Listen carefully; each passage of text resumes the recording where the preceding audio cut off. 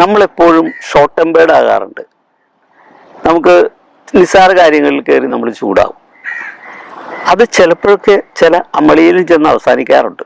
ഇപ്പോൾ ഷൂട്ടിംഗ് എന്ന് പറയുമ്പോഴും ഡബ്ബിങ് പോസ്റ്റ് പ്രൊഡക്ഷനിലൊക്കെ ഇത് സംഭവിക്കും. നമുക്ക് അറിയാതെ നമ്മൾ ദേഷ്യപ്പെടും. അപ്പോൾ എനിക്കും സംഭവിച്ച ഒരു ചെറിയ അമളിയുടെ കഥയാണ് ഞാൻ പറയുന്നത്. മറ്റൊന്നുമല്ല, പഞ്ചാബി ഹൗസിൻ്റെ ഡബ്ബിങ് കോദണ്ഡപാണി സ്റ്റുഡിയോയിൽ നടക്കുന്നു ചെന്നൈയിൽ. അന്ന് ജനാർദ്ദൻ ചേട്ടനാണ് ഡബ് ചെയ്യാൻ വന്നേക്കണത്. അപ്പോൾ ജനാർദ്ദൻ ചേട്ടനാണെങ്കിൽ ഈ ഡബ്ബിങ് ബ്രേക്ക് ആകുന്ന ഇഷ്ടമല്ല, ഒറ്റയടിക്ക് അങ്ങ് പോകണം. പുള്ളിക്ക് നന്നായി ഡബ് ചെയ്യുന്ന ഒരാളുമാണ്.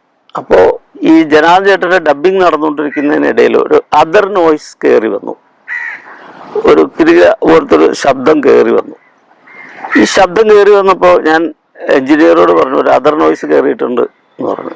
അപ്പോൾ അയാൾ റീടേക്ക് പോകാമെന്ന് പറഞ്ഞു. ചേട്ടാ ഒന്നുകൂടെ റീടേക്ക് പോകണം കേട്ടോ എന്ന് പറഞ്ഞു. ആ ഓക്കെ എന്ന് പറഞ്ഞ് ചേട്ടൻ റീടേക്ക് എടുത്തു ആ ഡയലോഗ്. അപ്പോഴും ആ എൻഡിൽ ഒരു അതർ നോയ്സ് കയറി വന്നപ്പോൾ ഞാൻ അവിടെ അസിസ്റ്റൻസിനോട് ചോദിച്ചു, അവിടെ നിങ്ങളെന്താ അവിടെ കാണിക്കുന്നത്, അവിടെ നോയ്സ് എന്തോ കയറുന്നുണ്ടല്ലോ എന്ന് പറഞ്ഞു. അപ്പോൾ എഞ്ചിനീയർ പറഞ്ഞു, ഇപ്പം കയറിയില്ല എന്ന് എനിക്ക് തോന്നുന്നു. ഞാൻ പറഞ്ഞു റിവൈൻഡ് ചെയ്യാൻ പറഞ്ഞു. റിവൈൻഡ് ചെയ്തു, ആ ശബ്ദമുണ്ട്. അപ്പോൾ ജനാർദ്ദൻ ചോദിച്ചു എന്താ പ്രശ്നം എന്ന് ചോദിച്ചപ്പോൾ പറഞ്ഞു, ഇങ്ങനെ ഒരു നോയ്സ് അവിടെ കയറുന്നുണ്ട്. അങ്ങനെ പുള്ളി അസിസ്റ്റൻസിനെയൊക്കെ കുറെ വഴക്ക് പറഞ്ഞു, നിങ്ങളൊക്കെ ഒന്ന് അനങ്ങാതിരിക്കണം, പേപ്പർ മറക്കി ഒന്നും ചെയ്യരുത്. ഇതുപോലെ വീണ്ടും എടുത്തു. വീണ്ടും ഡബ്ബിങ്ങിനിടയിൽ ഈ ശബ്ദം വന്നു.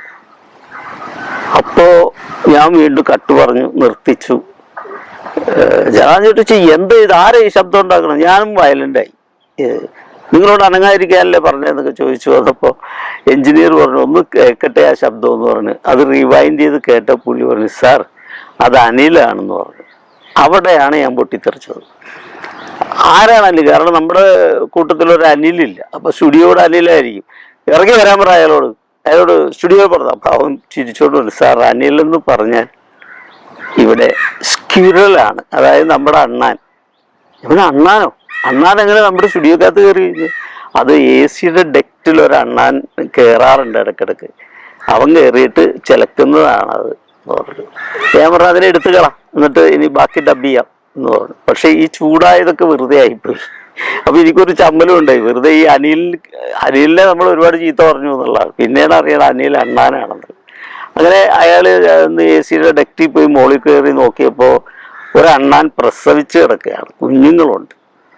അപ്പോൾ ഞാൻ പറഞ്ഞു അങ്ങനെ എടുത്ത് കളയണ്ട, ഈ നോയ്സ് നമുക്ക് എങ്ങനെയെങ്കിലും നോയ്സ് കയറ്റി വെച്ച് കളയാം, അല്ലെങ്കിൽ റീടേക്ക് പോകാം, അതേ നടക്കുകയുള്ളൂ ഇനി. അങ്ങനെ ആ അണ്ണാനെ അവിടെ തന്നെ ഇരുത്തിക്കൊണ്ട് ബാക്കി ഷൂട്ട് ചെയ്തു എന്നുള്ളതാണ്, ബാക്കി ഡബ് ചെയ്തു എന്നുള്ളതാണ്.